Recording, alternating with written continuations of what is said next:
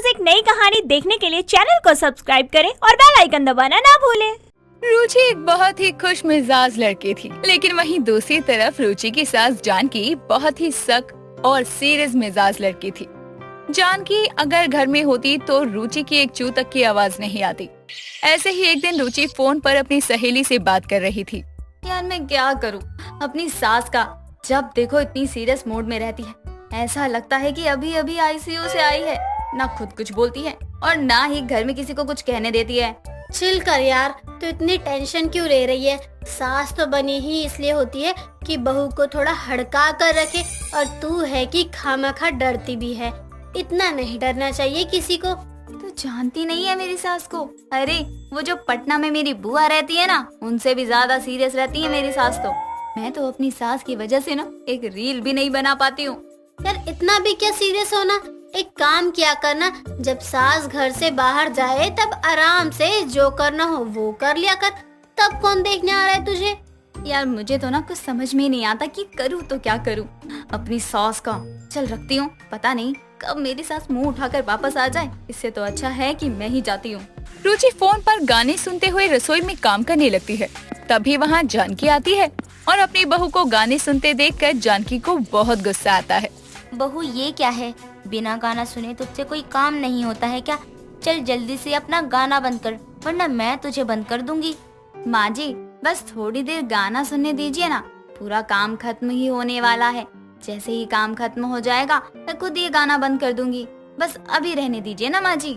बहू तुझे अच्छे से पता है कि मुझे ये शोर शराबा बिल्कुल भी नहीं पसंद है, और तू इतने शोर में काम करेगी ही नहीं, ये तो मुझे कतई बर्दाश्त नहीं है। मैं तुझे प्यार से समझा रही हूँ, बंद कर दे इसे। मेरी सीरियस सास की वजह से पक्का एक ना एक दिन मैं कोमा में जाने वाली हूँ। अरे भाई इतना सीरियस कौन रहता है। भगवान आपको मुझे यही सास देनी थी मेरी जिंदगी बर्बाद करने के लिए। बहू तुझे सुनाई नहीं दे रहा क्या कि मैं तुझे कुछ बोल रही हूँ। जी माँ जी, मैं अभी बंद कर देती हूँ। जानकी हर काम को बहुत ही सीरियस तरह से करती। घर में उससे हर कोई परेशान था और रुचि भी बहुत परेशान थी। इसीलिए रुचि आए दिन उदास रहती। ऐसे ही कई दिन निकल जाते हैं। कुछ दिनों बाद रुचि की सहेली रुचि के घर आती है और रुचि के लिए वो बहुत सारा सामान लेकर आती है। रुचि अपनी सहेली से बैठकर बहुत सारी बातें कर रही थी कि तभी वहाँ जानकी आती है और इतना सारा सामान देखकर कहती है, बहू ये इतना सारा सामान कहाँ से आया, ये सब तू लेकर आई है क्या। नहीं माँ जी, वो शादी के इतने दिनों बाद मेरी दोस्त मुझसे मिलने आई है ना, तो बस इसलिए वो मेरे लिए ये सब लाई है। मेरी सहेली तो मुंबई की फेमस पाव भाजी भी ला रही थी, लेकिन वो खराब हो जाती ना। बहू तेरी दोस्त भी क्या तेरी तरह पागल है क्या। अरे इतना खर्चा करने की क्या जरूरत थी, दोस्त से तो खाली हाथ भी मिल सकते हैं ना, और तेरी दोस्त मुंबई से यहाँ तुझसे मिलने आई है। माँ जी आप ये क्या बोले जा रही हो। अरे मेरी दोस्त के सामने तो थोड़ी मजाकिया हो जाओ। वो इतनी दूर से बस मेरे लिए यहाँ मुझसे मिलने आई है और आप ये सब सुना रही हैं। हे भगवान, बहू ये तेरे दोस्त कैसे हैं जो बिना कुछ सोचे समझे कहीं भी चले जाते हैं। रुचि तू अपनी सास को कुछ कहती क्यों नहीं है। देख रही है ना क्या बोले जा रही है मुझे। बेटा मैं जो भी बोल रही हूँ ना वो सब तेरे भले के लिए बोल रही हूँ। ये एक जिंदगी ही मिलती है हमें, और इस जिंदगी को मजाक में लेंगे तो हमारा मजाक बन जाएगा। आंटी जी ये तो आप भी सोच सकती हो ना, एक ही जिंदगी है और इसमें भी सीरियस होंगे तो क्या होगा। इससे तो अच्छा है ना कि एक जिंदगी को हंसते गाते निकाले मजे में। कि आजकल के बच्चे को किसी की बात सुनना ही पसंद नहीं है। अरे बेटा तू इतनी दूर से आई है, कितना किराया भाड़ा लगा होगा, और अब वापस जाएगी तो पैसे लगेंगे। मेरी बहू तो तेरी कोई नाते रिश्तेदारी भी नहीं है, फिर किसके लिए क्यों इतना करना। दोस्त जिंदगी भर थोड़ी ना साथ रहते हैं। चल रुचि मैं चलती हूँ, तेरी सास ने तो मेरी आंखें ही खोल दी। और आंटी जी आप दोस्त इसलिए ही होते हैं क्योंकि आप जैसे टॉक्सिक लोगों के बारे में भर भर कर चुगली कर सके, वो भी बिना किसी डर के। रुचि की सहेली को जानकी का बर्ताव बिल्कुल भी अच्छा नहीं लगता, इसीलिए वो वहाँ से चली जाती है। ये बात रुचि को बिल्कुल भी अच्छी नहीं लगती, लेकिन अब रुचि अपनी सास को बोल भी क्या सकती थी। इसीलिए वो चुप रह जाती है और अपनी सास की बकवास सुन लेती है। अपनी सास के सीरियस होने की वजह से रुचि बहुत बार समझौता करती है। कुछ दिन ऐसे ही चलता है। रुचि अपनी सास के साथ पड़ोसन रमा की बेटी के संगीत के फंक्शन में जाती है, जहाँ खूब गाना बजाना चल रहा था। हाय राम, रमा ये तूने मुझे यही सब गाना सुनने के लिए बुलाया था? अरे शादी के घर में इतना शोर शराबा कौन करता है भला? बोल तो जरा कि ये सब बंद करें। जानकी, शादी के घर में ही इतना शोर शराबा होता है, वरना ये सब और कहाँ देखने को मिलेगा। ये सब हो रहा है तभी तो मेरा सर दर्द से फटा जा रहा है। रमा तू बंद करेगी या मैं अपनी बहू को लेकर यहाँ से जाऊँ, क्योंकि मुझसे तो इतने शोर वाली जगह में अब और नहीं रोका जाएगा। माँ जी ये क्या बोले जा रही हैं आप? अरे संगीत है, और संगीत में कोई बिना संगीत के रहता है क्या? आप बिना माँ जी कुछ भी कह रही हैं, जरा सोच भी तो लिया करो। अरे बहू तू देखना, घर में शादी है, 100 काम होते हैं और ये लोग है कि नाच गाना कर रहे हैं। अरे शादी वाले घर में अब शांति से अच्छे से काम करो ना, क्या नाच गाना बजा रहे हैं? देख जानकी, तुझे सीरियस रहना भले ही पसंद हो, लेकिन यहाँ किसी को ये सब नहीं पसंद है, इसलिए तुझे अच्छा ना लगे तो जा सकती है, लेकिन ये बंद तो नहीं होने वाला। रमा की बात सुनकर जानकी अपनी बहू को लेकर वहाँ से चली जाती है। अब रुचि को अपनी सास पर बहुत गुस्सा आने लगता है, क्योंकि रुचि अपनी सास की सीरियस होने की वजह से खुद कुछ भी नहीं कर पा रही थी। ऐसे ही कई दिन निकलते हैं। कुछ दिनों बाद जानकी भजन सुन रही थी, तभी रुचि आती है और भजन बंद कर देती है। माँ जी हमें एक ही तो जिंदगी मिली है, उसे ऐसे बर्बाद नहीं करना चाहिए। अब से मैं भी आपकी तरह ही ना सीरियस रहूंगी, जैसी सास वैसी बहू। रुचि की बात सुनकर जानकी चौंक जाती है और अब रुचि भी हर छोटी बड़ी चीजों में अपनी सास को टोकने लगती है। ये सब जानकी को बिल्कुल अच्छा नहीं लगता। कुछ दिनों बाद जानकी बाथरूम में जाती है, तभी रुचि बाथरूम का दरवाजा खटखटाने लगती है। माँ जी बाहर आओ, सीरियस लोग ज्यादा समय बाथरूम में नहीं बिताते। आप क्या कर रही हो बाथरूम में? जल्दी बाहर आओ। रुचि बार बार दरवाजा खटखटाए जा रही थी और इस बात से परेशान होकर जानकी बाहर आती है। बहू तू पागल हो गई है क्या? तेरी सास सीरियस रहने वाली है, तू क्यों मेरी तरह कर रही है? और मुझे टोकने वाली तू होती कौन है? अब क्या तू मुझे टोकेगी? माँ जी मैं आपकी बहू हूँ, अब जैसी सास होगी वैसे ही तो बहू भी बनेगी ना। मुझे भी आपकी तरह ही अच्छा लगता है, और आपको तो खुशी होनी चाहिए कि आपकी बहू आपकी ही तरह हो रही है। अरे बहू मुझे माफ कर, गलती हो गई मुझसे। मैं सीरियस रहती हूँ क्योंकि मुझे शुरू से ही यही आदत है, लेकिन तुझे तो ये आदत नहीं है ना, तू तो उद्यम खुद करने वाली है ना, फिर तू क्यों ऐसे रह रही है? क्योंकि आपको मैं उछल कूद करने वाली अच्छी नहीं लगती हूँ ना। आप ही तो मुझे सुनाती रहती हो, तो मैंने भी सोचा कि अच्छा यही होगा कि अब से मैं भी आपकी तरह ही रहूं। नहीं बहू मुझे माफ कर दे, गलती हो गई। जो मैंने तुझे शांत होने के लिए कहा था, अब मैं तुझे कभी नहीं टोकूंगी, तू जैसा चाहे वैसा कर। रुचि अपनी सास को ऐसा सबक सिखाती है कि जानकी कभी भी अपनी बहू को फिर दोबारा नहीं टोकती। अंजलि अपनी सहेली सलोनी के साथ बाहर घूमने जा रही थी, तभी उसे साइड में एक ठेले पर समोसे वाला दिखाई देता है, जिसे देखकर अंजलि सलोनी से कहती है, चलना समोसे खाकर आते हैं, बड़ा मन हो रहा है मेरा समोसे खाने का और भूख भी बहुत तेज लगी है। हम घूमने जा ही रहे हैं तो तू वहीं पर खा लियो ना। अभी यहाँ कहाँ से तुझे समोसे दिख रहे हैं? वो तो रहे रोड के साइड में, वहाँ पर कितनी भीड़ भी लगी है, पक्का बहुत अच्छे बनाते होंगे समोसे, तभी तो इतनी भीड़ लगी है। चल हम भी खाकर आते हैं। अबे पागल हो गई है क्या तू? रोड साइड के समोसे खाएगी? पता भी है तुझे यहाँ बिल्कुल भी साफ सफाई नहीं होती है, गाड़ी चल रही है, धूल मिट्टी उड़ रही है, सब तेरे समोसे में ही जाएंगी। आई बड़ी सफाई वाली, खुद तो हफ्ते में एक बार नहाती है और यहाँ ऐसे बोल रही है जैसे रोज सुबह शाम रगड़ रगड़ कर नहाती हो। यार वहाँ घूमने जाएंगे सारे दोस्त, आ जाएंगे तो तब क्या खाना होगा? वही तो खाना पीना होगा। यहाँ तो रोड साइड के समोसे खाएगी, वो भी अकेले। इससे अच्छा है पहले घूमने चलते हैं, फिर सारे दोस्तों के साथ मिलकर कुछ खाने चलेंगे। तुझे इससे भी अच्छी जगह के समोसे खिला दूंगी। नहीं यार, मेरा तो मन यहीं अटक गया, ज्यादा नहीं बस 2-2 समोसे खाकर चलते हैं। तुझे क्या दिख गया समोसे में जो तू यहाँ के समोसे खाने के लिए पागल हो जा रही है? मैं तुझे बोल तो रही हूँ कि वहाँ चलकर तू समोसे ही खा लियो, रोज ही तो तू खाती है, अभी थोड़ी देर के लिए रुक जा।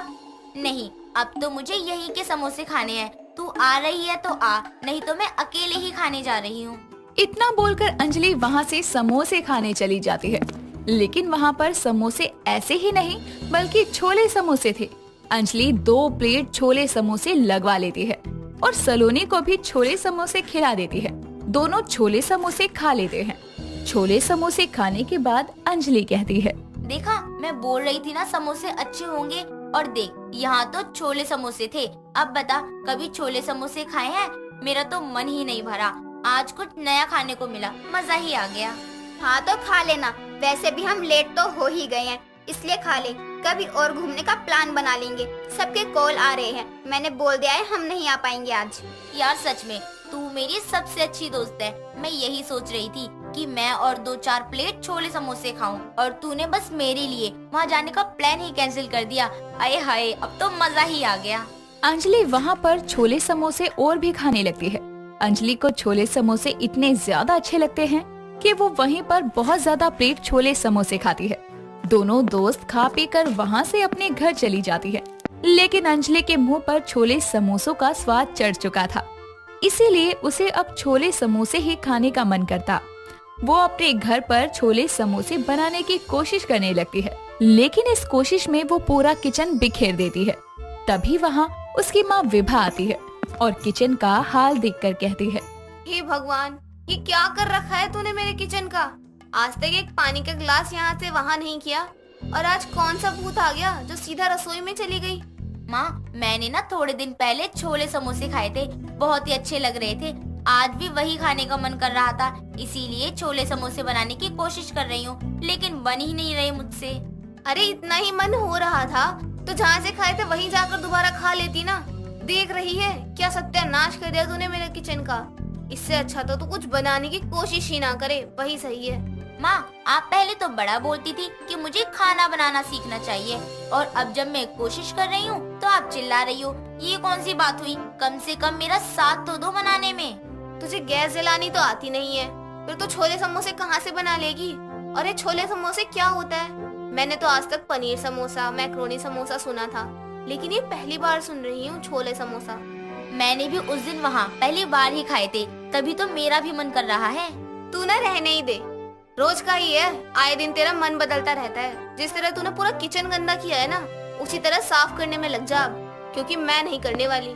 विभा इतना बोलकर अंजलि से पूरा किचन साफ करवाती है, लेकिन अंजलि को अब भी छोले समोसे ही खाने का मन था, इसीलिए वो उसी शाम वहाँ पर छोले समोसे लेने जाती है।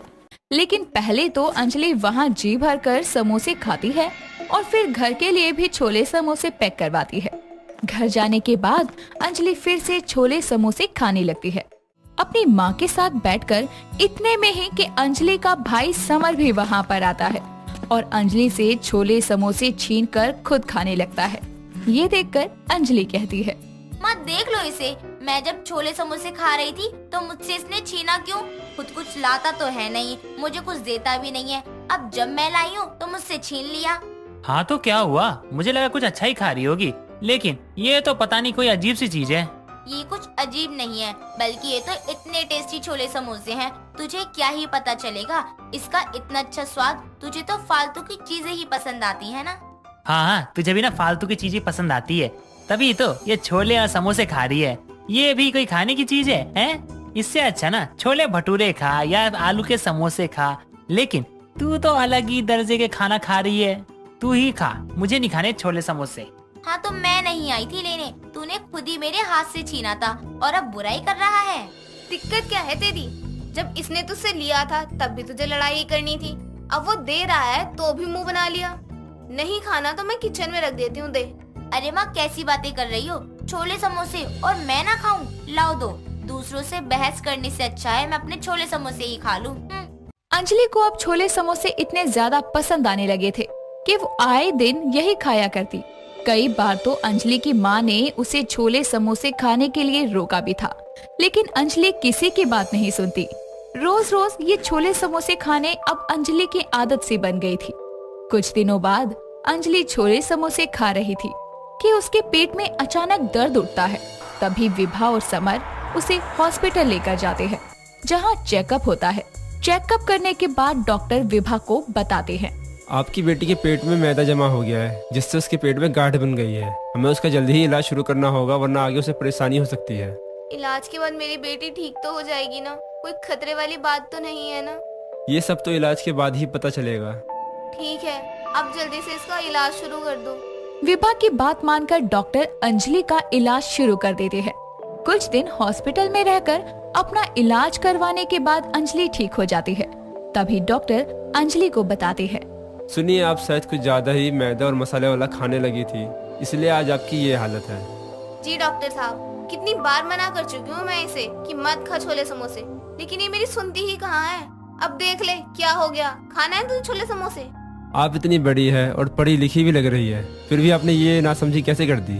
कोई भी चीज एक लिमिट तक ही ठीक लगती है और आपने हद से ज्यादा ही खा लिया था, इसलिए आज ये नौबत आई है। मुझे नहीं पता था मेरा छोले समोसे खाना इतनी बड़ी मुश्किल खड़ी कर सकता है। इस बार तो आप सही सलामत बच गई, लेकिन अगली बार ऐसी लापरवाही हुई तो हम कुछ नहीं कर सकते। आगे आप खुद ही समझदार है। जी डॉक्टर साहब, अब आगे से मैं छोले समोसे एक साथ क्या अलग अलग भी नहीं खाऊंगी। और माँ, मुझे माफ कर दो, अगर मैं आपकी बात पहले ही मान लेती तो शायद ऐसा कुछ नहीं होता। तुझे अपनी गलती समझ आ गई है, यही बहुत है हमारे लिए। लेकिन इसका मतलब ये नहीं है आज माफी मांगकर कल तू वही गलती दोहराएगी। नहीं माँ, अब ये गलती दोबारा नहीं करूँगी। छोले समोसे अब आगे से नहीं खाऊंगी। अंजलि को अपनी गलती समझ आती है और एक बार तबीयत खराब होने के बाद से अंजलि आगे से छोले समोसे खाना बिल्कुल बंद कर देती है। जैसा उसकी माँ बोलती है वैसा ही करने लगती है। शोभा नाम के एक अपाहिज लड़की मंडप पर बैठी हुई थी। पंडित मंत्र पढ़ रहा था कि तभी एक घायल लड़का आता है और शादी रोकते हुए कहता है, रुक जाओ, ये शादी नहीं हो सकती। हर्ष, आप ये क्या? आखिर कौन है ये लड़का जो शोभा की शादी को रोक रहा है और शोभा उसको कैसे जानती है? आइए इन सभी के जवाब जानते हैं। शोभा अपनी सास निर्मला, ससुर वीर और पति हर्ष के साथ रहा करती थी। शोभा की शादी हर्ष से 2 साल पहले हुई थी और शोभा अपने ससुराल वालों के साथ काफी खुशहाल जिंदगी गुजार रही थी।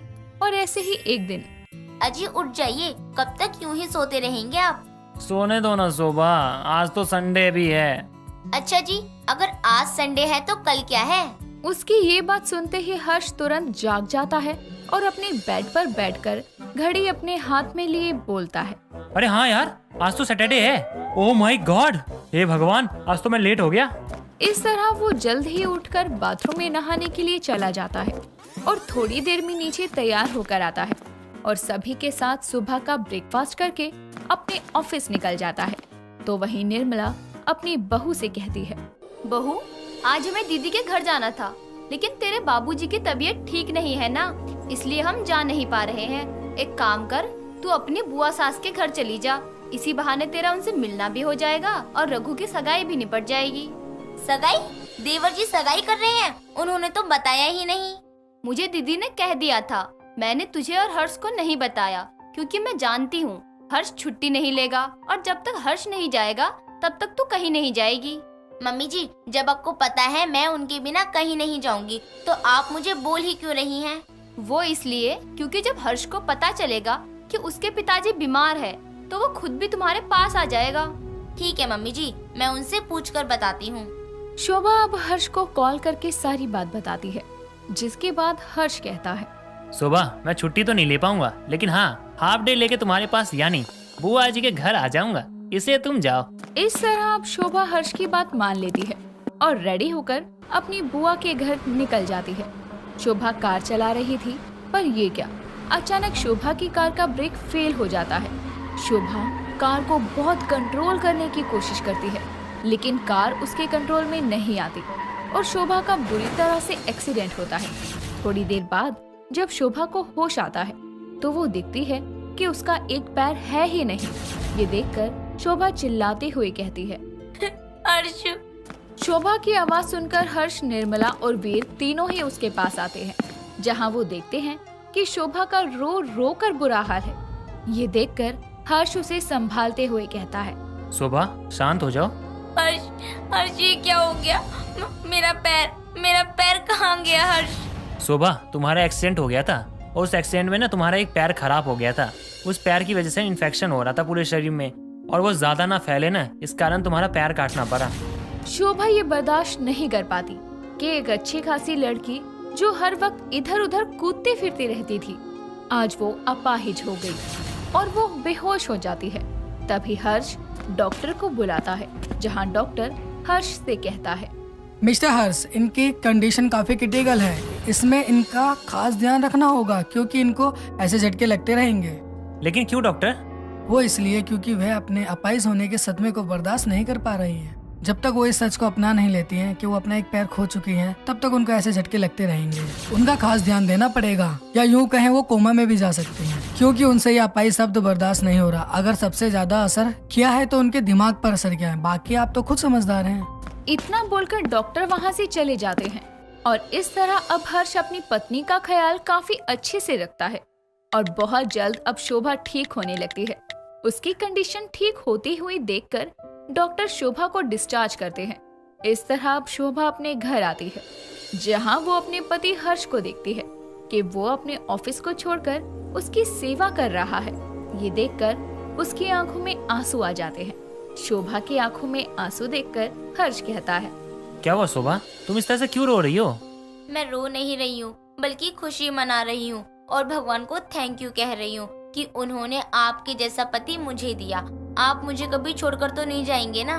नहीं शोभा, आई लव यू। मैंने तुमसे शादी इसलिए नहीं करी है ताकि मैं तुम्हें छोड़ सकूं, बल्कि इसलिए की है कि मैं जिंदगी भर तुम्हारा साथ निभा सकूं। क्या हुआ अगर तुम अपाहिज हो गई तो? हाँ, मैंने तुमसे प्यार किया शोभा, और मैं ना कभी तुम्हें छोड़कर कहीं भी नहीं जाऊंगा, ये वादा है मेरा तुमसे।